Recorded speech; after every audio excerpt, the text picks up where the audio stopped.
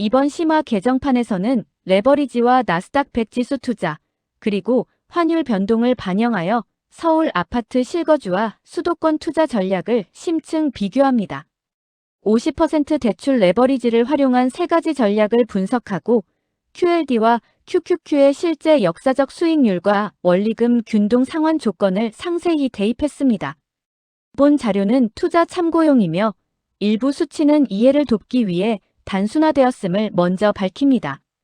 이번 개정판에서는 더욱 현실적인 대출 구조를 적용했습니다. 자기자본 100% 투자가 아닌 대출 50%를 반영하고 금리 5% 조건의 20년 원리금 균등 상환을 포함했습니다. 또한 $1- 환율 변동까지 계산하여 기존의 단순 자산 가치 비교에서 나아가 순자산 기준으로 더 정확한 수익률을 산출했습니다. 핵심 변경 사항은 레버리지 강도에 따른 세 가지 전략입니다. 무레버리지 기반의 전략 A, 나스닥 100을 1배로 추종하는 전략 B, 그리고 2배 레버리지인 QLD를 활용하는 전략 C로 나뉩니다. 모든 전략은 동일하게 자기자본 50%와 대출 50%를 활용하며 전략에 따라 ETF 상품을 통해 기대 수익과 변동성을 차별화했습니다. 모든 시나리오에 적용된 공통 가정입니다. LTV 50% 대출과 연 5% 고정금리, 20년 상환을 기준으로 했습니다. 특히 QQQ와 QLD는 지난 20년, 10년, 5년의 실제 역사적 연평균 복리 수익률을 적용했으며 매입 시점 대비 현재의 환율 변동분까지 반영해 순자산을 계산했습니다. 총 투입금은 실제로 내 주머니에서 나간 현금을 의미합니다. 전략 어는 자기자본과 원리금 상환액이 포함됩니다. 반면 수도권 부동산과 ETF를 결합한 전략 B와 C는 부동산 매입 자금에 ETF 투입금을 더한 금액을 기준으로 합니다.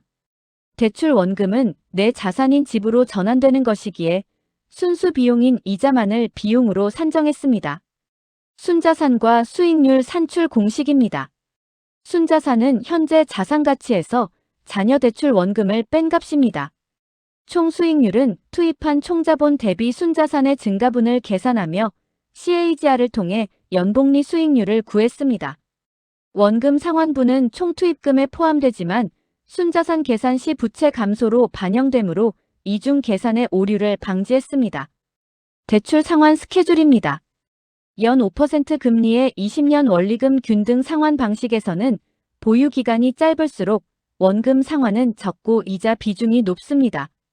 5년 보유 시 원금은 16.5%밖에 상환되지 않으며 이는 서울 아파트나 수도권 아파트 모두 동일하게 적용되는 대출의 기본 구조입니다.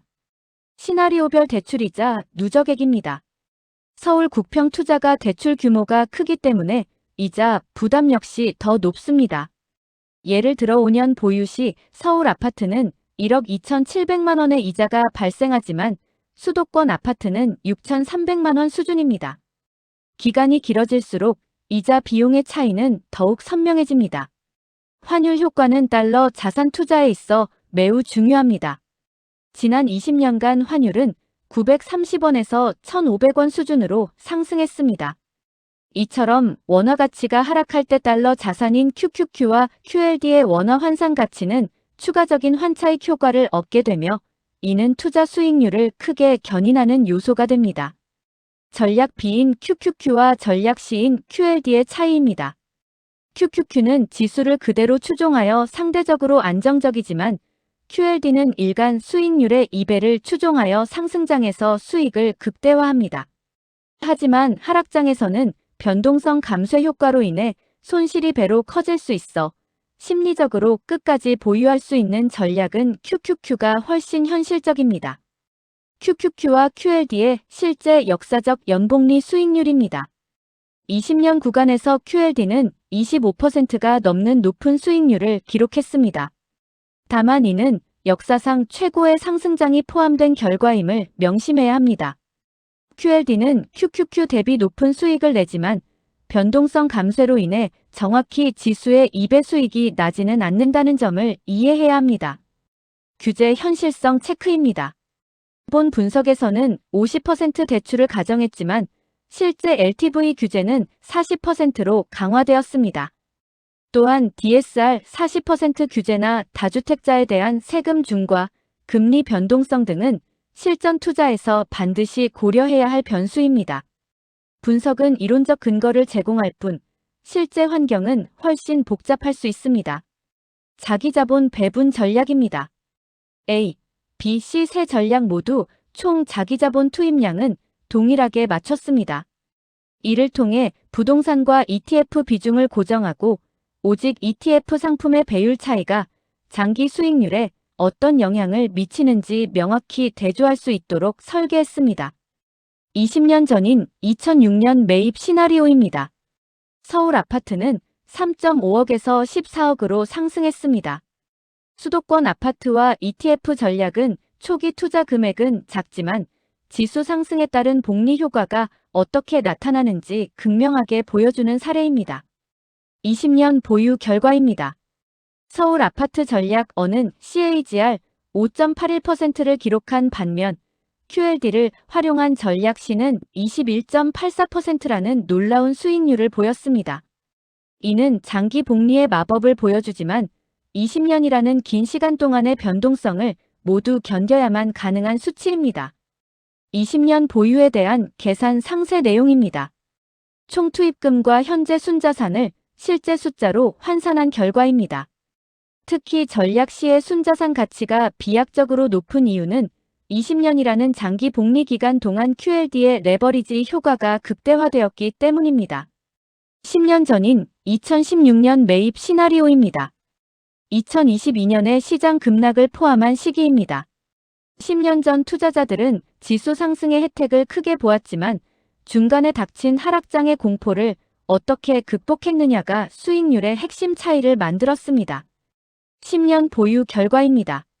전략 C는 CAGR 29.56%를 기록하며 압도적인 성과를 냈습니다. 하지만 총 투입금 대비 변동폭이 매우 컸음을 기억해야 합니다. 전략 B는 안정적인 성과를 보이며 위험과 수익 사이에서 균형을 잡았습니다. 10년 보유에 대한 계산 상세 내역입니다. 각 전략별 투입된 총액과 현재 가치를 산출했습니다. 특히 ETF 평가액의 변화가 순자산 가치에 얼마나 큰 기여를 했는지, 그리고 대출 상환액이 어떻게 자산 형성에 도움이 되었는지 확인할 수 있습니다. 5년 전인 2021년 최고점 매입 시나리오입니다. 시장이 고점에 도달했을 때 진입하여 금리 인상 충격을 모두 맞은 케이스입니다. 이러한 상황에서도 각 전략이 어떤 방어력을 보여주는지 분석하는 것은 중요합니다. 5년 보유 결과입니다. 2021년 고점 매입임에도 전략 C는 16%대 CAGR을 기록했습니다. 반면 서울 아파트 전략 어는 4%대의 수익을 냈습니다. 상승폭이 컸던 만큼 시장 상황에 따른 수익률 차이가 뚜렷하게 드러납니다.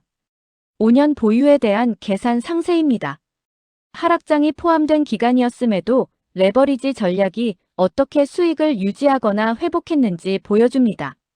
총 투입금 대비 현재 순자산 가치를 보면 레버리지가 없는 전략보다 나스닥 연계 전략이 더 효과적이었음을 알 수 있습니다. 총 수익률 종합 비교입니다. 5년, 10년, 20년 각 구간에서 전략 C의 수익률이 압도적입니다. 다만 전략 C의 20년 수치는 역사상 최고의 구간을 반영한 결과라는 점을 명심해야 합니다. 전략 B는 상대적으로 완만하고 안정적인 궤적을 그리며 성장하고 있습니다. CAGR 연복리 수익률 비교입니다. 직관적으로 매년 수익이 얼마나 쌓였는지 보여줍니다. 전략 B는 전략 A보다 모든 구간에서 우위에 있으며 C보다는 낮지만 훨씬 관리하기 쉬운 변동성을 보여줍니다. 수익과 심리적 안정 사이의 대안을 찾는다면 전략 B가 적합합니다. 리스크 분석입니다. 레버리지가 커질수록 리스크도 비례합니다.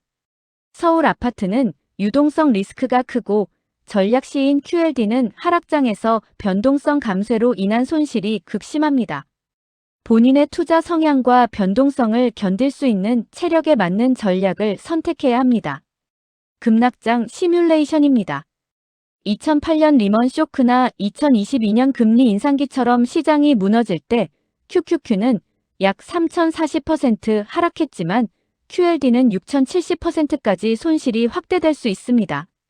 고수익에는 반드시 그에 상응하는 리스크가 따르며 절대로 중간에 팔지 않을 배짱이 필요합니다. 민감도 분석입니다.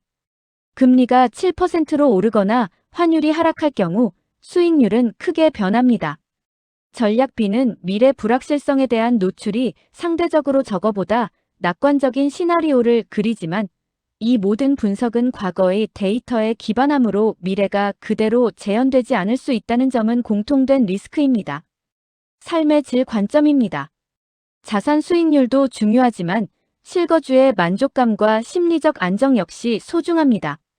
서울 실거주를 통한 사회적 안정감이나 수도권 신도시의 쾌적한 주거 환경, 그리고 자산을 즉시 현금화할 수 있는 ETF의 유동성까지 본인의 생애 주기에 맞춰 우선순위를 정해야 합니다.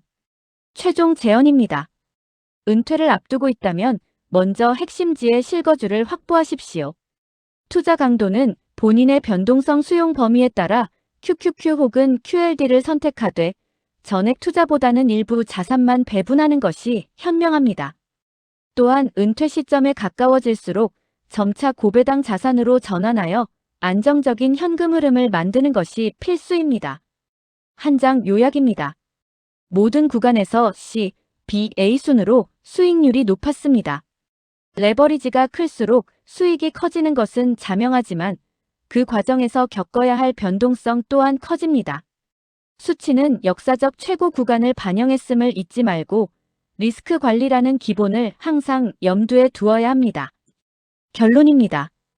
돈을 쫓는다면 C, 안정적인 성장을 원한다면 B, 그리고 삶의 질을 고려한다면 개인의 목적에 맞는 조합이 필요합니다.